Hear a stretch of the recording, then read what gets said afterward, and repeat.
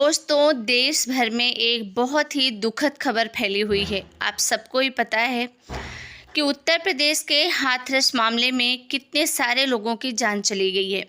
उत्तर प्रदेश के हाथरस के अंदर एक सत्संग के अंदर भगदड़ मच जाने से लगभग 122 लोगों के मौत की खबर आ रही है और ये हादसा उत्तर प्रदेश में था। और उत्तर प्रदेश के अंदर भी पश्चिमी उत्तर प्रदेश के अंदर हाथरस, और यही कारण है कि हाथरस में इस समय ट्रेंड कर रहा है। दुनिया भर के अखबारों में, यहाँ तक कि देश के अखबारों में भी प्रमुख सुर्खियां बन चुका है ये हाथरस का हत्याकांड, जिसमें कि भगदड़ से उत्तर प्रदेश में 100 से अधिक लोगों के मारे जाने की पुष्टि हो चुकी है। दोस्तों, वैसे तो आप लोगों ने टीवी न्यूज़ या न्यूज़पेपर कहीं ना कहीं इस हाथरस के बारे में सुना तो ज़रूर होगा, पर खैर इसके बारे में थोड़ा सा ब्रीफ में जान लेते हैं कि आखिर ऐसी स्थिति तैयार कैसे हो गई। थोड़ा सा और कुछ जानते हैं इस केस के बारे में कि ये कहाँ हो रहा था, क्यों हो रहा था, सत्संग हो रहा था और किस प्रकार से लोगों को अपनी जान से हाथ धोना पड़ा। ये सारी बातें हम थोड़ा सा ब्रीफ में जानते हैं। और ऐसी स्थिति में आज के सेशन में जो इम्पोर्टेंट मैसेज है वो आपको ज़रूर लेना चाहिए। वो ये है कि कहीं भी क्राउड मैनेजमेंट के लिए कुछ तो कुछ किया ज़रूर जा सकता है, क्योंकि डिजास्टर क्राउड मैनेजमेंट की वजह से ही स्टैम्पेड्स देश के अंदर एक बड़ी सुर्खियां बन चुका है और इसी कारण कई लोगों की जानें भी जा चुकी हैं।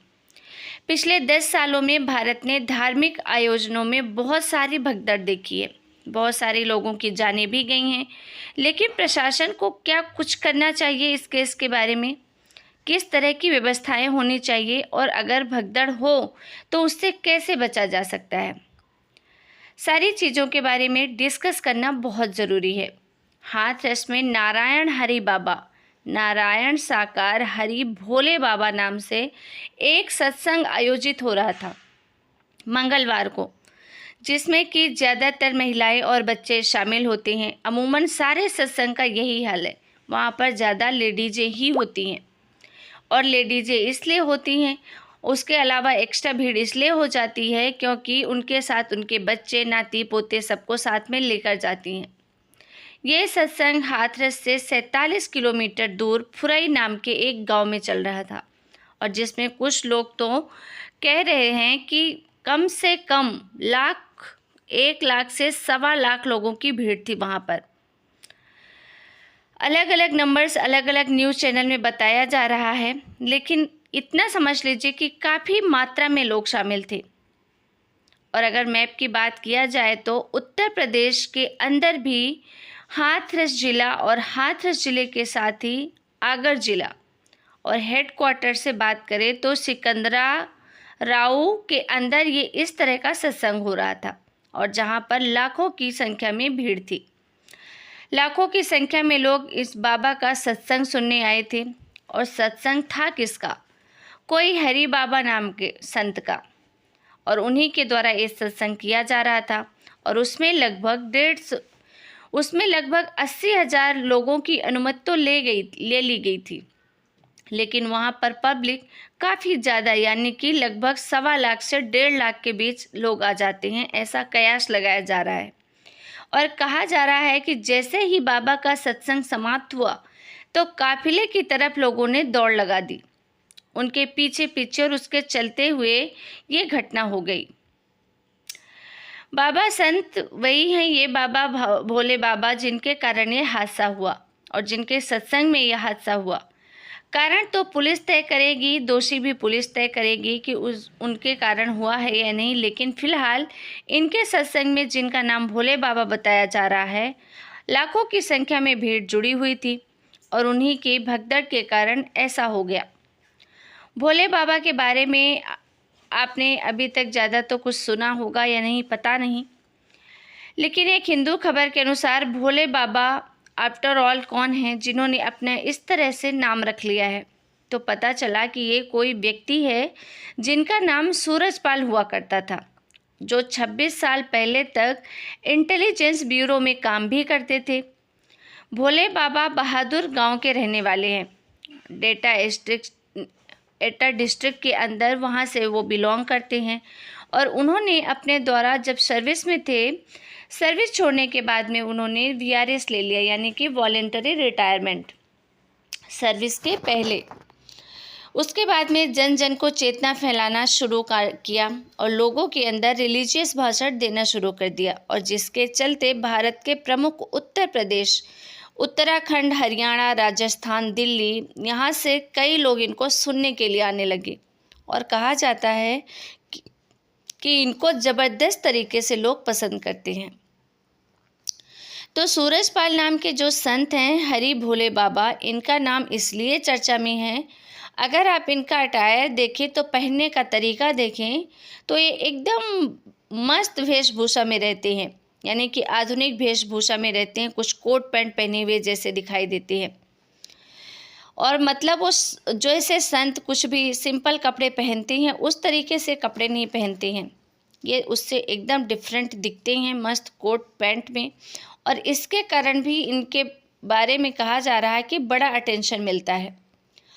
कुछ अखबारों में तो ये भी लिखा है कि आपने इनके 18 साल तक उत्तर प्रदेश पुलिस में काम किया है भोले बाबा ने।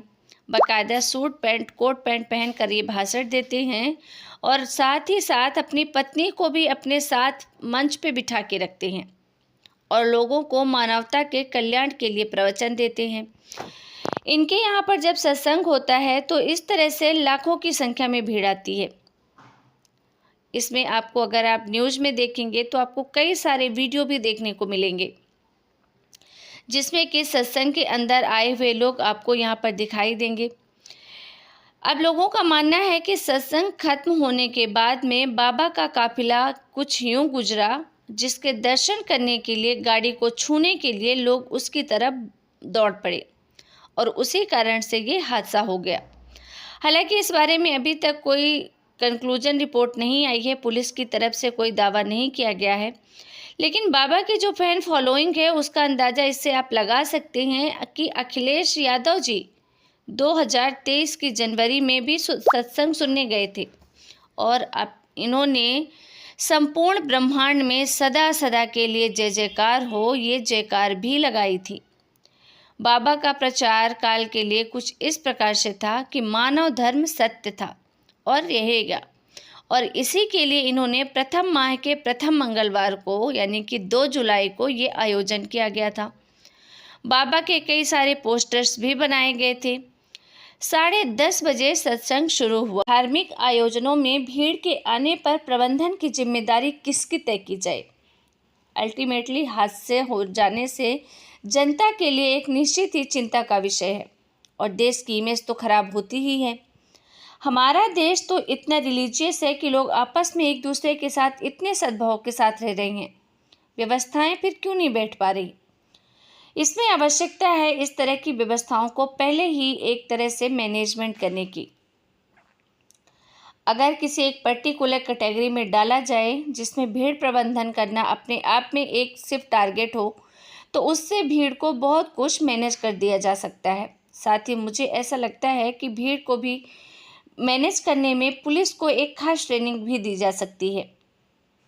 भीड़ का प्रबंधन भी ट्रेनिंग का एक हिस्सा हो सकता है, और अगर कहीं पर बहुत ज़्यादा भीड़ इकट्ठी हो रही है तो प्रशासन उससे कैसे निपटे, ये चीज़ भी प्रॉपर तरीके से सिखाई जानी चाहिए, क्योंकि अल्टीमेटली प्रशासन के ऊपर ही सवाल खड़े होते हैं, देश विदेश में बदनामी होती है। तो इस तरह से कहने की हमने तो, अब आयोजकों का कहना है कि हमने परमिशन तो ली थी, प्रशासन ने परमिशन दी भी थी, और प्रशासन को बताया भी गया था कि लगभग इतने लोग आएंगे, और जब इतने लोग आ गए तो हमने प्रशासन को बताया कि इतने से अधिक लोग आ चुके हैं, इसकी हमें कल्पना नहीं थी, पर अब आ गए हैं। इस बात पर प्रशासन को उसी समय पे आवश्यक था कि ऐसी घटनाओं का संपूर्ण तरीके से पहले खाचा तैयार कर लिया जाए। ध्यान से देखा जाए कि भीड़ जो है वो हमारे देश में इकट्ठी होनी बहुत कॉमन घटना है, क्योंकि देश में आए दिन चुनाव होते हैं, रैलियां होती हैं, सत्संग चलते रहते हैं। पहली चीज़ तो ये आती है, और दूसरा ये है कि अगर ऐसी भगदड़ में कोई भी व्यक्ति घायल होता है तो उसके साथ ऐसा क्या होता है, कुछ तो उसका ट्रीटमेंट होना चाहिए। जब किसी व्यक्ति के छाती पर किसी दूसरे का पैर पड़ जाता है तो डाइव के साथ में दिक्कत आ जाती है, यानी कि जो अपने हार्ट के रिब्स के जस्ट नीचे वाला हिस्सा होता है, जहाँ पे डफोल होता है, वहाँ से स्टमक स्प्रेड हो रहा है और अगर इस पर चोट पड़ जाती है तो व्यक्ति सांस नहीं ले पाता, क्योंकि डायफ्राम नीचे होने से फेफड़े ऊपर नीचे हो जाते हैं। फेफड़ों के ऊपर नीचे होने से सांस लेने में तकलीफ हो जाती है। डायफ्राम तो व्यक्ति सांस नहीं ले पाता और सांस नहीं ले पाने से व्यक्ति की मृत्यु हो जाती है। मतलब कि आप ऐसे समझ लीजिए कि अगर कोई एक व्यक्ति गिर गया तो उसको घुटन हो गया और घुटन होने की वजह से उसकी मौत हो गई। लेकिन ये समझिए कि वो घुट क्यों रहा, उसको घुटन क्यों हो रही है? क्योंकि वो सांस नहीं ले पा रहा है। और सांस क्यों नहीं ले पा रहा है? क्योंकि उसके डायफ्राम, मतलब ये आपका एक बड़ी बात है, इस स्थिति के लिए तैयार किया जा सकता है। इसके लिए CPR टेक्निक दी जा सकती है, यानी कि व्यक्ति की छाती पर इस तरह से पुश करके उसके हार्ट को वापस से संचालित किया जा सकता है। मुंह से सांस उसके मुंह में डाली जा सकती है। इमरजेंसी किट भी वहाँ रखी जा सकती है। लेकिन फिर भी कुल मिलाकर बात यह है कि ऐसे हादसों में भीड़ का प्रबंधन और साथ साथ अवेयरनेस और साथ साथ कुछ फर्स्ट एड होना बहुत ज़रूरी है। खैर, हाथरस मामला कोई छोटा मोटा हादसा नहीं है। भगवान जिन लोगों की आत्मा यहाँ से जा चुकी है, उनकी आत्मा को भगवान शांति दे और उनके परिजनों को भी हिम्मत दे कि वो इस दुख को सहन कर पाएँ। खैर, इस केस में आपकी क्या राय है, हमें कमेंट करके ज़रूर बताइए। फिर मिलेंगे एक नई सच्ची क्राइम घटना के साथ। सतर्क रहें, सावधान रहें, अपनों का ध्यान रखें। जय हिंद, जय भारत।